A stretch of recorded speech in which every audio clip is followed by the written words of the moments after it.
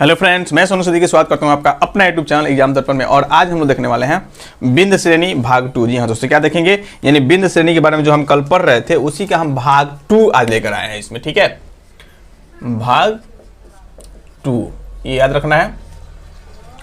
अगर आप लोग भाग 1 नहीं देखें तो कृपया करके जाइए और भाग 1 को पहले देख लीजिए, ताकि ये भाग 2 जो है आपको बेहतरीन तरीके से समझ में आए। ठीक है, क्योंकि भाग 1 में ये जितने भी मैप है मैंने इसके पहले वाली वीडियो में सब कुछ मैं बता दिया था आपको।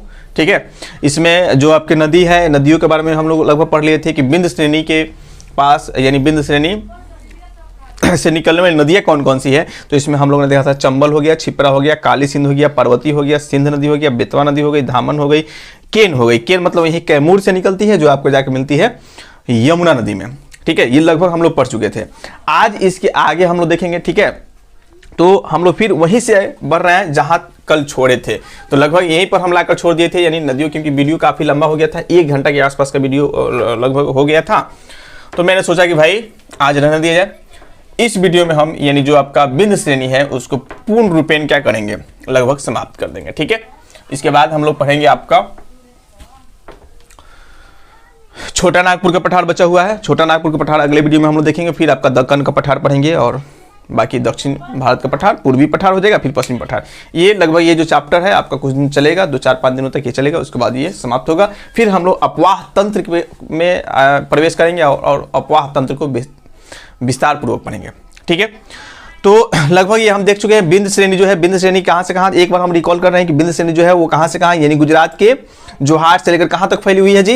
हम आप लोग सबको याद होगा कि जोहार से लेकर ये कहाँ तक फैली हुई है, यानी बिहार के सासाराम तक फैली हुई है। इसकी कुल लंबाई कितनी थी, कमेंट करके बताइए। 1200 किलोमीटर कुल लंबाई थी। औसत जो ऊंचाई थी वो आपका 400 से लेकर 650 मीटर के आसपास। मतलब ये कहीं कहीं देखिए इस प्रकार से पाई जाती है। जैसे मान लीजिए कि आपका बिंद श्रेणी है तो इस तरह आपको दिखाई देगा, मतलब स्पष्ट रूप से ये इस तरह से दिखाई देगी। ठीक है, कहीं कहीं यहाँ पर आपका 500 है, इधर 500 मीटर ऊंचाई है, और यहाँ पर देखिएगा 600 650 मीटर ऊंचा है।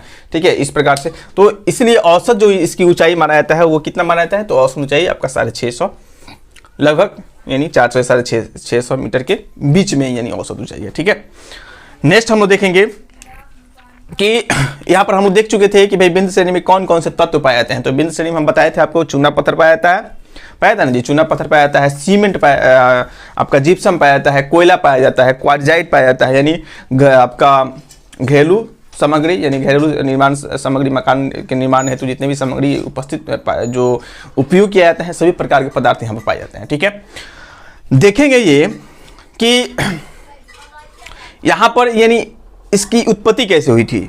उत्पत्ति भी हम लगभग देख चुके थे कि उत्पत्ति जो है आपका प्री कैम्ब्रियन काल में इसकी उत्पत्ति होती है, यानी आपका कैम्ब्रियन काल में इसकी उत्पत्ति होती है। और इसकी उत्पत्ति जब होती है तो इस समय यहाँ का दृश्य कैसा था इसकी उत्पत्ति से पूर्व, थोड़ा सा उस पर हम प्रकाश डालेंगे। ठीक है, जैसे मान लीजिए कि आपका ये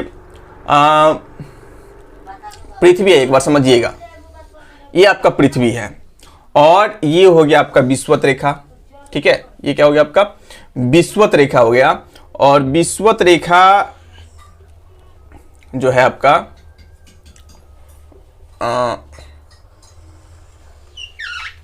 ये हो गया आपका विषुवत रेखा। बाकी ऊपर जो होता है कर्क रेखा, और ये हो गया आपका मकर रेखा। ठीक है, आप लोग यानी इसके पहले उत्तर के प्रदेश पढ़े होंगे, वीडियो है आपका देख सकते हैं। उत्तर के प्रदेश हम पढ़ाए हैं, उसमें हम चर्चा किए थे, यानी जो भारत के ऊपर क्षेत्र है इसको यानी ट्रांस हिमालय, फिर हम लोग पढ़े थे महान हिमालय, फिर पढ़े थे आपका पूर्वांचल की पहाड़ियाँ। इस सब के बारे में हम लगभग पढ़ चुके हैं। ठीक है, ट्रांस हिमालय को 4 भागों में बांटा गया था, काराकोरम श्रेणी, लद्दाख श्रेणी, जास्कर श्रेणी और कैलाश श्रेणी। कैलाश श्रेणी जो आपका चीन में अवस्थित है। हमने उस समय आपको बताया था कि जो प्रायद्वीपीय भारत है, यानी भारत, ये सबका निर्माण जो हुआ बाद में हुआ। उसके बाद मैदान हम लोग पढ़े थे, मैदान का भी निर्माण बाद में हुआ। पहले जो भारत का कौन सा हिस्सा था जो यानी गोंडवाना लैंड से निकला था। आपको पता होगा कि भारत जो है किसका हिस्सा है, भारत जो है गोंडवाना लैंड का हिस्सा है। ठीक है, भारत किसका हिस्सा है? गोंडवाना लैंड। अब गोंडवाना लैंड क्या है? आप लोग वीडियो देखे होंगे तो आपको कोई कंफ्यूजन नहीं होगा, जो लोग नहीं देखे हैं उनके लिए कंफ्यूजन हो सकता है। हम लोग जानते हैं कि पूरी जो पृथ्वी थी, पूरी पृथ्वी यानी दो भागों में बटी हुई थी। एक था आपका पैथालासा और एक था पेंजिया। पैथालासा जो था आपका, पैथालासा, ये पैथालासा पूरा क्या था? जलीय स्रोत था, और पेंजिया जो था ये स्थलीय भाग था। ठीक है, स्थलीय भाग था पैथालासा। इसके बाद क्या होता है कि इस स्थलीय भाग जो है ये दो भागों में बढ़ जाता है, यहां से दो भागों में। ये कहलाता है गोंडवाना लैंड, सॉरी ये कहलाता है अंगारा लैंड। एक बार थोड़ा सा 1 मिनट टाइम दीजिएगा, मैं जानता हूं कि बहुत लोग पढ़ चुके हैं, जानते होंगे। ठीक है, तो ये कहलाता है आपका अंगारा लैंड और ये कहलाता है आपका गोंडवाना लैंड, गोंडवाना लैंड। और हम बताए थे कि लगभग 20 करोड़ वर्ष पूर्व यानी इसकी उत्पत्ति हुई, और 20 करोड़ वर्ष पूर्व ये दो भागों में बटा था। यानी पेंजिया जो था 20 करोड़ वर्ष पूर्व यानी अंगारा लैंड और गोंडवाना लैंड में बटा। ठीक है, ये स्थलीय भाग को क्या बोला जाता था? पेंजिया। तो पेंजिया कितने भागों में बट गया? दो भागों में बट गया, एक अंगारा लैंड, दूसरा गोंडवाना लैंड। अब इसी गोंडवाना लैंड का अनेक विभाजन हुआ और इसी से बना दक्षिण अफ्रीका। ठीक है, टूटा तो दक्षिण अमेरिका, ये गोंडवाना लैंड टूटकर ये दक्षिण अमेरिका बन गया, दक्षिण अफ्रीका इधर से बन गया, और दक्षिण अफ्रीका में से ये टूट कर निकला आपका भारत। ठीक है, मेडागास्कर, ये सब निकले। तो उस समय तो भारत जो था यहां पर था ना जी, भारत यानी दक्षिण अफ्रीका अगर देखिएगा तो दक्षिण अफ्रीका इस प्रकार है। ठीक है, ये दक्षिण अफ्रीका, यहां पर मेडागास्कर था और भारत मान लीजिए यहां पर था। लेकिन भारत जो है गति करते हुए या आगे बढ़ते हुए कहां चला गया है? यानी कर्क रेखा के पास, यानी आकर यूरेशियाई प्लेट, यहां पर यूरेशियाई प्लेट है, यहां पर आकर टकराया, तब तो हिमालय की उत्पत्ति हुई। बात समझ रहा है ना? इस क्रम में आप पहले ये समझिए कि विषुवत रेखा के आसपास ताप भी बहुत ज्यादा होता है, वर्षा भी बहुत ज्यादा होती है। ताप भी बहुत ज्यादा होता है, वर्षा भी बहुत ज्यादा होती है। दोनों ही परिस्थितियां हैं जिसके परिणाम स्वरूप यहां पर जो है सदाबहार वन अधिक पाए जाते हैं। क्या? सदाबहार वन जो है ये बड़े मतलब घना जंगल पाया जाता है। तो एक बात बताइए कि भारत जो है यहां से गति करता हुआ आगे बढ़ेगा तो क्या भारत का जो कुल भाग है ये पूरा का पूरा भाग जो है ये विषुवत रेखा से टच करेगा या नहीं? विषुवत रेखा को होकर ये जाएगा। और विषुवत रेखा को होकर जब जाएगा तो उस समय क्या होगा बाबू, ये बात समझना है कि उस समय का जो भारत है पूरा जंगली है। पूरे भारतीय भूभाग पर जंगल ही जंगल था। लेकिन ये जब गया कहां पर? यूरेशियाई प्लेट से आकर टकराता है। टकराने के परिणाम स्वरूप इसमें जो विंध्य भूसन्नति है आपका, यहां पर कौन सा भूसन्नति थी? तेथिस भूसन्नति थी। ये सभी में वलय पैदा होता है और वलय के कारण यहाँ पे नए नए पर्वतों का निर्माण होता है। और यहाँ पर हम लोग देखे थे कि हिमालय का निर्माण हुआ और इधर विंध्य जो विंध्य भूसन्नति था, यहाँ से विंध्य श्रेणी की उत्पत्ति हुई। अब यहाँ से दरारी उद्भेदन हो रहा है, दरारी उद्भेदन। अब इस दरारी उद्भेदन के परिणाम स्वरूप क्या होगा कि पूरा का पूरा ये जो भाग है, पूरे भाग में मालवा छाप लेगा। बैसाल चट्टान मालवा, जब मतलब बैसाल चट्टान मालवा पूरा भाग में क्या हो जाएगा? फैल जाएगा। यानी एक पर बैसाल चट्टान का यहाँ पर निर्माण होगा और बैसाल चट्टान के टूटने फूटने से काली मृदा का निर्माण होता है। ये भी आपको याद रखना है। तो इन क्षेत्रों में हम जानते हैं ये आपका पूरा का पूरा जो क्षेत्र है, आप देखिएगा ये पूरा इन क्षेत्रों में यानी जो जंगल है वो क्या हो जाएंगे? दब जाएंगे। और जंगल अंदर दबने के बाद हम जानते हैं कि पेड़ पौधों के दबने के परिणाम स्वरूप ही कोयला का निर्माण होता है। लाखों करोड़ वर्ष अगर यानी अधिक ताप और दाब पड़ता है तो वो कोयले के रूप में परिवर्तित हो जाते हैं। तो ये बात आप याद रखिएगा कि इन क्षेत्रों में यानी विंध्य श्रेणी में कोयला का भंडार भी बहुत ज्यादा है। लेकिन याद ये रखना है कि अधिक गहराई में होने का यहाँ से उसका उत्खनन नहीं हो पाता है, संभव नहीं है, मतलब महंगा पड़ेगा। लेकिन यहां पर हम देखेंगे एक जो छोटा नागपुर का पठार है, आपका सोन नदी घाटी है, आपका गोदावरी नदी घाटी हो गई, महानदी घाटी हो गई। तो यहां पर जो है कोयले का भंडार पड़ा हुआ है और यहां पे कोयला निकाला जाता है। तो आप ये समझिएगा कि इन क्षेत्रों में पूरा का पूरा जो प्रायद्वीपीय भारत था जंगली क्षेत्र था, लेकिन यहां पर आग्नेय यानी ज्वालामुखी उद्गार के परिणाम स्वरूप मैग्मा निकला, भ्रंश टूटा फूटा, तो भ्रंश दरारी उद्भेदन द्वारा मैग्मा बाहर निकल रहा है और निकलने के परिणाम से पूरे क्षेत्र को, जंगल को छाप लेगा, आपके अपने आगोश के अंदर ले लेगा और वो जो पेड़ पौधे हैं वो कोयले के रूप में परिवर्तित हो जाएंगे। बात समझ में आ रही होगी आपको, ठीक है। इसलिए याद रखना है कि यहां पर क्या क्या पाया जाता है, हम ये बता दिए। आखिर आप बोलिए भाई यहां पर कोयले की उत्पत्ति कैसे हुई, तो कोयले की उत्पत्ति कैसे हुई मैंने बता दिया, ठीक है। ये भी बता दिया कि भाई कोयले की उत्पत्ति और जिप्सम की उत्पत्ति, चूना पत्थर की उत्पत्ति के परिणाम स्वरूप यहाँ पर क्या है, चूना आपका सीमेंट का उद्योगों का विकास काफी बड़े मात्रा में हुआ है। ये बात आप समझ गए होंगे। नेक्स्ट पॉइंट जो आता है, एक बात बताइए कि इन सभी क्षेत्रों में लावा निर्मित चट्टान है, यानी मान लीजिएगा आपको बेसाल्ट चट्टान है, पूरा जो दक्षिण भारत जो है या प्रायद्वीपीय पठार या दक्कन पठार, मैंने पूरा का पूरा पठारीय क्षेत्र है, तो क्या इन क्षेत्रों में जल की उपलब्धता होगी, पेयजल मिलेगा, सिंचाई के लिए जल मिलेगा? नहीं, यहां पर पेयजल की बहुत समस्या है। बोल सकते हैं कि एक तरह से यहां जल संकट को हमेशा झेलना पड़ता है।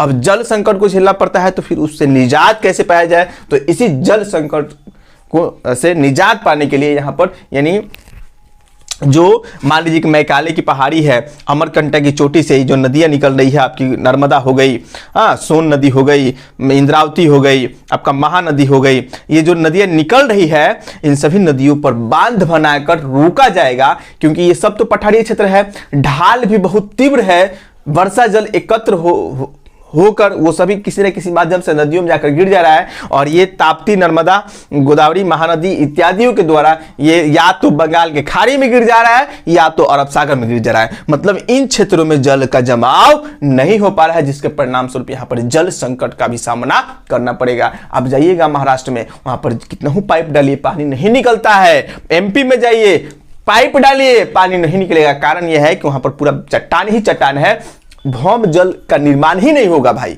मान लीजिए मिट्टी होगा तब तो जल रिस रिस कर जाएगा और मिट्टी के अंदर जमा होगा, पठार के नीचे, आपका चट्टान के नीचे जमा होगा, तो भौम जल का निर्माण कैसे होगा कि जब यहाँ मिट्टी ही नहीं है। यहाँ पर तो आपका पूरा का पूरा यानी कठोर चट्टान है, वो अपने अंदर पानी को जाने ही नहीं देता है। इसके परिणाम स्वरूप क्या हुआ, सबसे पहले हम देखेंगे नर्मदा नदी पर एक बांध का निर्माण किया गया, नर्मदा घाटी परियोजना। ये आप थोड़ा सा याद रखिएगा, नर्मदा घाटी परियोजना क्या है, बात समझ में आ रहा है। तो नर्मदा घाटी परियोजना, जैसे मान लीजिए कि ये आपका बिंद श्रेणी है, तो यहां पर हम लोग बिंद श्रेणी बना देना है, बिंद श्रेणी, ये इस प्रकार से आपकी बिंद श्रेणी है, ठीक है। और यहां पर हम देखेंगे कि ये आपका जो है ये सतपुरा श्रेणी है। ये क्या है, सतपुरा श्रेणी। अब देखिए सतपुरा श्रेणी ये हो गया, बिंद श्रेणी हो गया। मान लीजिए इस प्रकार से आपकी श्रेणी है, सतपुरा श्रेणी, बिंद श्रेणी, सतपुरा और बिंद श्रेणी। बात समझ आ रहा है। इसका नाम यहां पर नोट कर लीजिए, ये हो गई बिंद श्रेणी ऊपर वाला, हम इसको बना रहे हैं, यहां पर नोट कर रहा है। ये हो गया आपका बिंद श्रेणी, बिंद श्रेणी, ये हो गया सतपुरा श्रेणी, सतपुरा श्रेणी, ठीक है। बीच में हम देख रहे हैं कि यहां पर आपका क्या है, इसको छोटा कर दीजिए, यहीं पर लिख दीजिए,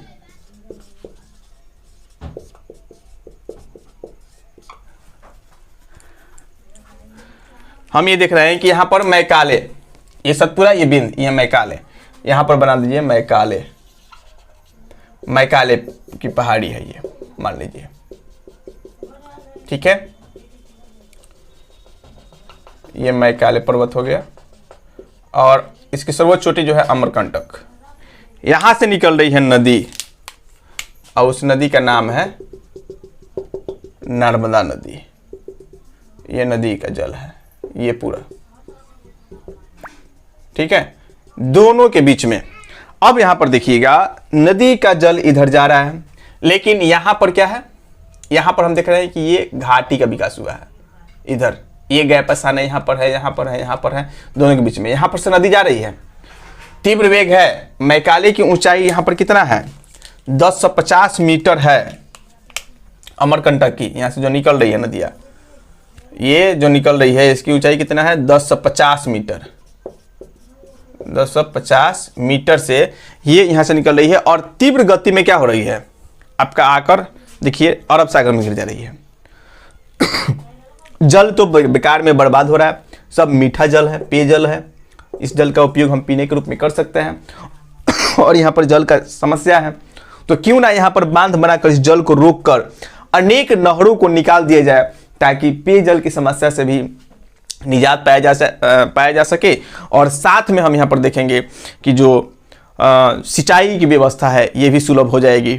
ठीक है, और इसके साथ साथ गुजरात ने तो कमाल ही कर दिया। यहाँ पर देखें कि जो गुजरात के सरकार ने जो नहर यहाँ से निकला है नर्मदा नदी घाटी से, उस नहर पर यानी नर्मदा बांध यानी नर्मदा नहर निकाला है, नर्मदा नदी घाटी से नर्मदा नहर निकली है और इस नहर की अनेक शाखाएं हैं जो राजस्थान, गुजरात, मध्य प्रदेश और आपका बोल सकते हैं पंजाब आदि क्षेत्रों में जाती है। और यहाँ पर गुजरात सरकार ने क्या किया है, उस नहर पर सोलर पैनल का विकास कर दिया है, यानी पूरे नहर को, यानी प्रयास है अभी तो नहीं, कुछ हिस्सों पर यानी पूर्णतः क्या कर दिया गया है, सोलर पैनल लगा दिया गया है ताकि जो नहर का जल गंदा ना हो। दूसरी कि सूर्य का प्रकाश पड़ने के परिणाम स्वरूप जल का अवशोषण होता है, तो जल का अवशोषण ना हो और जो सोलर लगाने के लिए जमीन की आवश्यकता होती है वो भी बर्बाद ना हो, क्योंकि नहर के ऊपर तो पूरा का पूरा जगह खाली होता है, उसका कोई उपयोग नहीं होता है। अगर वहाँ पे हम सोलर लगा देना है तो हमें अतिरिक्त यानी किसी भूमि की आवश्यकता नहीं पड़ेगी। तो ये सब बातों को हम देखेंगे यहाँ पर। सबसे पहले यहाँ पर क्या होगा ये समझिए। यहाँ पर सबसे पहले अब एक बात तो समझिए, ये तो नर्मदा नदी निकल रही है, तो नर्मदा नदी निकल रही है तो ये जो आपका जगह है यहाँ पर यानी कृषि होता है, कृषि कार्य, क्योंकि यहाँ पर काली मृदा पाई जाती है। इन सभी जगहों पर कृषि क्या होता है, यानी दोनों के बीच में घाटी ये विकसित हुआ है, कहीं पर यानी दोनों के बीच में 5 किलोमीटर 2 किलोमीटर, यहाँ की लंबाई बहुत कम है, यहाँ की लंबाई ज़्यादा है। ठीक है, तो ये नदी जो निकल रही है तो सरकार द्वारा क्या किया गया कि इस जल का उपयोग हो सके इसके लिए यहाँ पर बांध बना दिया गया, जहां पर दोनों के बीच में दूरी क्या है, कम है। मतलब आपका सतपुरा और बिंद के बीच में क्या कर दिया गया, बांध बना दिया गया। यहाँ पर भी हम बांध बना सकते हैं, जहां जहां नजदीक है, जहां जहां दूरी दोनों के बीच क्या है, कम है, वहां पर क्या कर दिया गया, यहाँ पर बांध बना दिया गया। ठीक है, और बांध बनाया जाएगा तो एक बात बताइए, यहाँ पर क्या समस्या क्या होगी, यहाँ पर अगर हम बांध बना दे रहे हैं तो समस्या क्या होगी ये बताइए। सबसे बड़ी समस्या क्या होगी भाई, अगर यहाँ बांध बनाते हैं तो होगा क्या, जो जल का स्तर है वो तो बढ़ेगा। अब ये जो खाली स्थान था, ये जो घाटियां विकसित हुई थी, यहाँ पर क्या पाई जाती है, यहाँ पर काली मृदा पाई जाती है, काली मृदा पाई जाती है। काली मृदा सभी जगह पाई जाती है, लेकिन इसकी विशेषता यह है कि काली मृदा पाई जाती है, साथ में यहाँ पर जल भी उपलब्ध है और बाकी अन्य जगहों पर जल उपलब्ध नहीं है, जिसके परिणाम स्वरूप उन सभी भूमियों की अपेक्षा जो है ये नर्मदा घाटी के आसपास का जो क्षेत्र है ये भूमि काफी उपजाऊ है। और ये काली मृदा उपजाऊ मिट्टी होती है, ये भी याद रखिएगा, ये क्या होती है, उपजाऊ मिट्टी होती है, जिसको हम रेगुर भी कहते हैं। काली मृदा को रेगुर मृदा के नाम से भी जाना जाता है और इसी काली मृदा को काली कपासी मृदा भी कहते हैं, काली कपासी मृदा भी कहते हैं। कारण क्या है, क्योंकि ये कपास के लिए काफी उपयुक्त होती है, कपास के लिए काफी उपयुक्त होती है। अभी हम केवल समझा रहे हैं, सबको हम नोट करेंगे, एक एक पॉइंट, आपको टेंशन लेने की आवश्यकता नहीं है। तो यहाँ पर काली मृदा पाई जाती है और ये काली मृदा जो है काफी उपजाऊ होती है और उपजाऊ होने के कारण यानी कपास के लिए काफी उपयुक्त होती है, क्योंकि इसमें नमी धारण करने की क्षमता जो है वो अधिक होती है। अब यहाँ पर जो लोग बसे हुए थे वो सब यहाँ पर कृषि कार्य कर रहे थे। अचानक जब यहाँ पे बांध बनना शुरू हुआ तो जल का जमा हुआ, जिसके परिणाम स्वरूप इन सभी का घर द्वार जो है वो सब क्या हो गया, जलमग्न हो गया। तो यहीं पर इस नदी से संबंधित, इस बांध परियोजना से संबंधित एक व्यक्ति थे, आपका मेघा पाटेकर के नेतृत्व में नर्मदा बचाओ आंदोलन प्रारंभ किया गया था। ये पॉइंट आप याद रखिएगा, यानी जब यहाँ पर क्या बांध बन रहा था तो इस बांध के विरोध में क्या हुआ था, मेघा पाटेकर के द्वारा नर्मदा बचाओ आंदोलन चलाया गया। नर्मदा बचाओ आंदोलन चलाया गया। ठीक है, कारण क्या था? नर्मदा बचाओ आंदोलन चलाने का कारण क्या था कि भाई जितने भी यहाँ पे कृषक इसके आसपास बसे हुए हैं, जहाँ पर कृषि कार्य करते हैं, यहाँ पे कौन कौन सी खेती हो सकती है काली कपासी में? तो इस काली मृदा में अब देखिएगा आपका एक तो कपास काफ़ी उपयुक्त है, कपास होगा, गन्ना होगा, ठीक है, दलहन होता है, अच्छा दलहन हो जाएगा, तिलहन हो जाएगा, यानी जो नगदी फसलें हैं, याद रखना है, नगदी फसलें यहाँ प्रमुख रूप से क्या होती हैं? उगाई जाती थी। अब तो सभी बर्बाद हो जाएंगे, क्योंकि ये डैम बनेगा, अगर यहाँ बांध बनेगा तो जल का स्तर ऊंचा होगा, और जब जल का स्तर ऊंचा तो ये सभी क्षेत्रों को क्या कर देगा? अपने आगोश में ले लेगा जल। तो एक तो फायदा है, यानी कुछ लोगों को यहाँ से क्या करना पड़ा? निर्वासित करना पड़ा। मेघा पाट के नेतृत्व में आपका नर्मदा बचाओ आंदोलन चला, लेकिन सफल नहीं रहा। सरकार के आगे उनको क्या करना पड़ा? झुकना पड़ा। और ये सरकार जीत पा रही थी, और यहाँ पर अनेक परियोजनाओं का क्या किया गया? निर्माण भी कराया गया। अब वो परियोजना कौन कौन थी, इसको भी थोड़ा सा याद रखिएगा। तो जो परियोजना का निर्माण हुआ था, ये परियोजना जैसे मान लीजिए कि आपका मैकाले हो गया, ये थोड़ा सा याद रखिएगा। ये आपका क्या हुआ?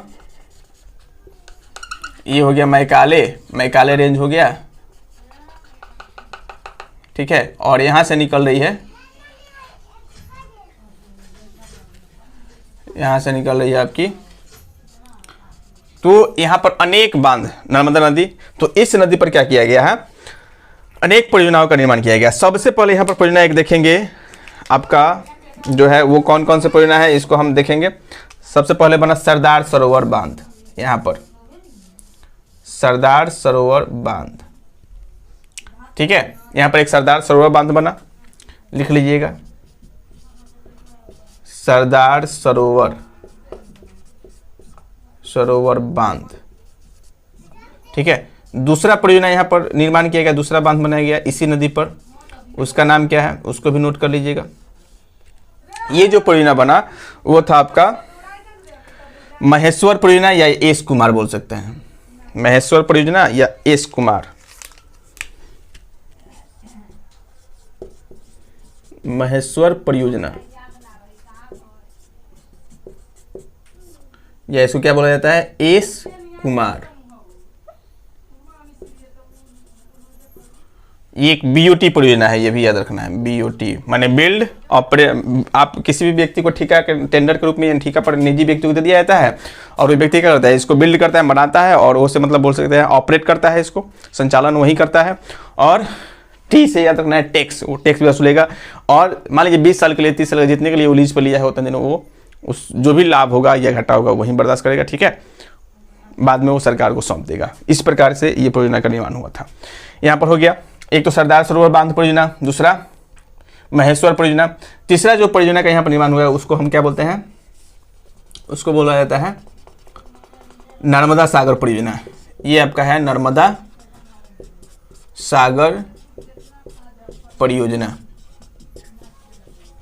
ठीक है। इसको याद रखना है, जो तीसरा परियोजना था। चौथा जो परियोजना है वो इंदिरा सागर परियोजना है, यहीं पर बना है इसी नदी पर, इंदिरा सागर परियोजना,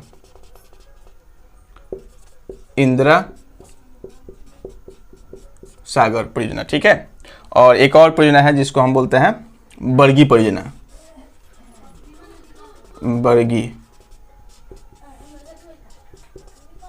बरगी परियोजना। इसकी लंबाई कितनी है? 1050 मीटर। ये भी देखिए 1050 मीटर से निकलती है तीव्र गति। अब यहाँ पर जब अनेक बांधों को क्या कर दिया गया, यहाँ पर निर्माण कर दिया गया, बना दिया गया, तो अब जल का जमाव होगा, और जल का जमाव होगा। अब इस जल से हम क्या कर सकते हैं, यानी ये भी याद रखिएगा, सरदार सरोवर बांध, यहाँ से एक नहर भी निकाली गई है, ठीक है।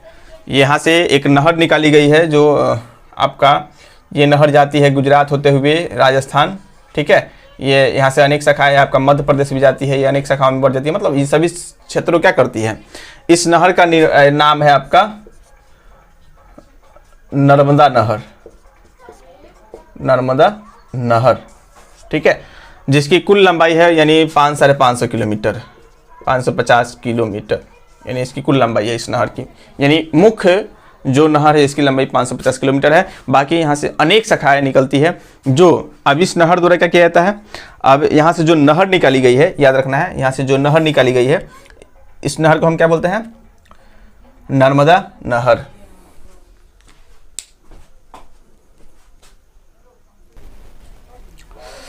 हाँ, थोड़ा सा लाइट चला गया था इसलिए थोड़ा सा प्रॉब्लम हो गया। ठीक है, हम लोग क्या देख रहे थे, यहाँ पर हम लोग देख रहे थे कि सरदार सरोवर बांध से एक नहर निकाली गई है और इस नहर का नाम क्या है आपका, बोल सकते हैं नर्मदा नहर।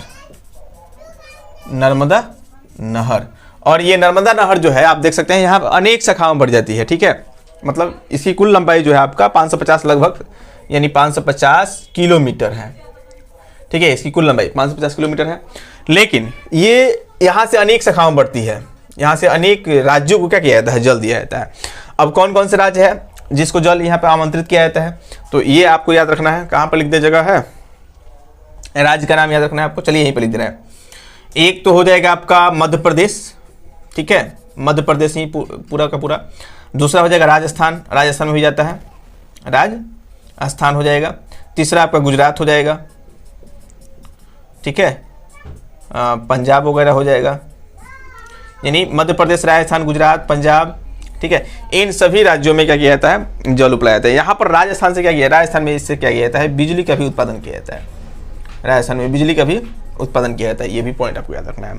तो ये सभी परियोजनाओं का निर्माण किया गया है, ठीक है, इस नदी पर, नर्मदा नदी पर। और यहाँ से सरदार सरोवर बांध से एक सरदार सरोवर परियोजना से एक नहर निकला है जिसे नर्मदा नहर के नाम से हम लोग जानते हैं। ठीक है, ये भी याद रखना है जो मेघा पाटकर आंदोलन जो चलाए थे वो कब चलाए थे, तो आपका हो जाएगा 1989 के आसपास। ठीक है, 1989 में क्या किए थे, ये आंदोलन चला था, ये आपको याद रखना है। कोई दिक्कत, उम्मीद करता हूँ यहाँ तो कोई दिक्कत नहीं हुई होगी। चलिए इसी पॉइंट को हम क्या कर रहे हैं, पहले नोट कर दे रहे हैं आपको। ठीक है, क्या क्या हम लोग पढ़े ये तो लगभग हम लोग समझ लिए फिगर के माध्यम से। ठीक है, इसका आप स्क्रीनशॉट, अब तो मिटा दिए, स्क्रीनशॉट ले लीजिएगा या वीडियो बैक करके स्क्रीनशॉट इसका ले लीजिएगा। चलिए यहाँ पर हम लोग कुछ पॉइंट क्या करेंगे, नोट करेंगे अब इससे संबंधित।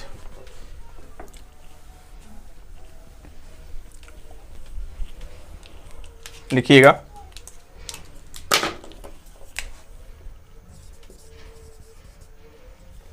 बिंद श्रेणी,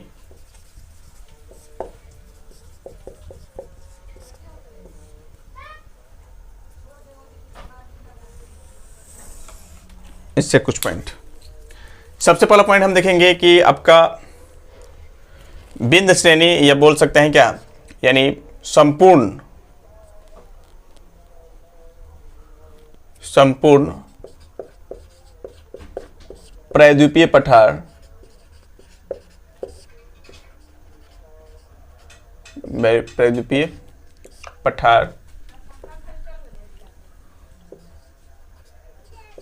में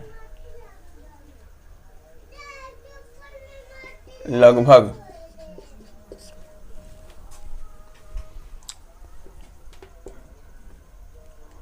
लावा निर्मित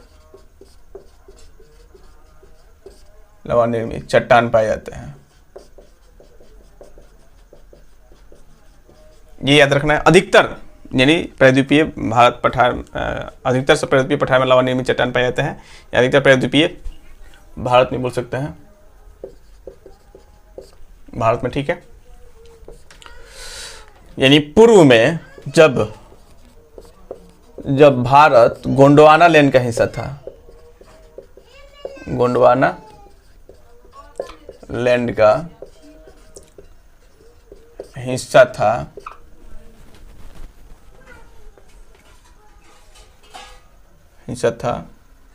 जब भारत क्या था, गोंडवाना लैंड का हिस्सा था, उस समय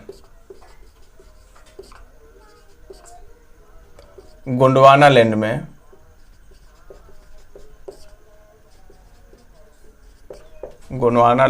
विभाजन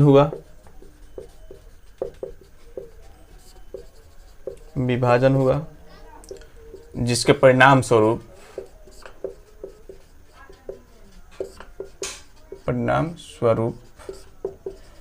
दक्षिण अमेरिका, ठीक है, अफ्रीका, ऑस्ट्रेलिया, आदि का निर्माण हुआ। ठीक है। भारत भी दक्षिण अफ्रीका से टूटकर निकला और कहाँ गति करने लगा? उत्तर की तरफ गति करने लगा। हाँ, पूर्वोत्तर की तरफ, पूर्वोत्तर की तरफ गति करने लगा।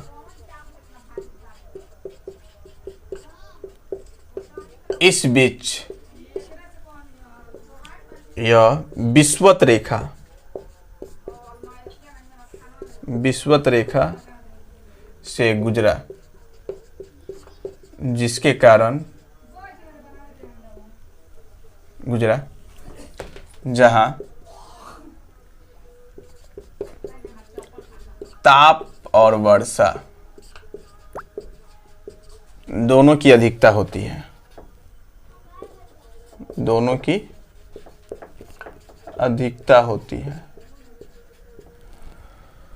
और यहाँ सदाबहार वनों का क्या हुआ? विकास हुआ। ठीक है, विकास हुआ, ये पॉइंट याद रखना है। फिर क्या होता है? यूरेशियाई प्लेट से भारतीय प्लेट के टकराने के बाद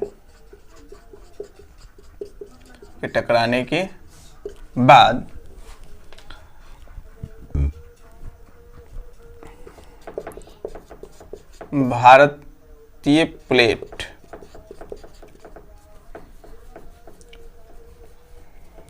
टकराने के बाद हिमालय का निर्माण हुआ। 33 भूसन्नति से, 33 भूसन्नति से हिमालय का निर्माण हुआ। ठीक है, ये तो हो गया। तथा विंध्य भूसन्नति से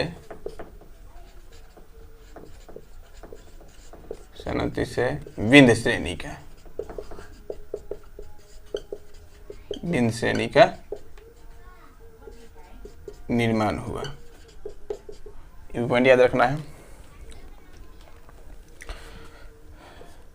एवं मालवा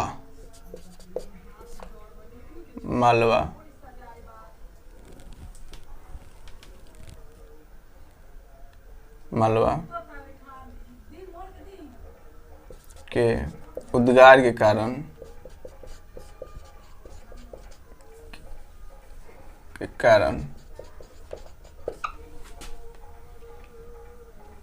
सभी वृक्ष इसके अंदर दब गए, समा गए,